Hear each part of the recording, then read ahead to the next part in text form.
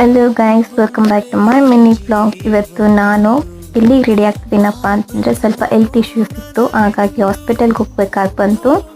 ಅದಕ್ಕೋಸ್ಕರ ರೆಡಿ ಆಗ್ತಾ ಇದ್ದೀನಿ. ನಾನು ಜಾಸ್ತಿ ಏನು ರೆಡಿ ಆಗೋದಿಲ್ಲ, ಜಸ್ಟ್ ಇಷ್ಟೇ. ನಾನು ಸಿಂಪಲ್ಲಾಗಿ ರೆಡಿ ಆಗ್ತೀನಿ. ಆ್ಯಂಡ್ ಏನಕ್ಕೆ ಹಾಸ್ಪಿಟಲ್ಗೆ ಹೋಗ್ಬೇಕಾಗಿ ಬಂತು ಅಂತಂದರೆ ನನಗೆ ಸ್ವಲ್ಪ ಸ್ಟಮಕ್ ಪೇಯ್ನ್ ಆಗಿತ್ತು, ಆದ್ದರಿಂದ ಹಾಸ್ಪಿಟಲ್ಗೆ ಹೋಗ್ಬೇಕಾಗಿ ಬಂತು. ಆ್ಯಂಡ್ ನಮ್ಮ ಅಪ್ಪನ ಎಲ್ಲಿ ಕಟ್ಟಕ್ಕೆ ಹೋಗಬೇಕು ಅಂತ ಗೊತ್ತಾಗ್ತಾ ಇರಲಿಲ್ಲ. ಹಾಗಾಗಿ ಅಪ್ಪ ಅವನಿಗೆ ಬೆಲ್ಟ್ ಹಾಕಿ ಕಟ್ಟಾಕೋಣ ಅಂತ ನೋಡ್ತಾ ಇದ್ದರೆ ಅವನು ಇರ್ತಾನೆ ಇರಲಿಲ್ಲ.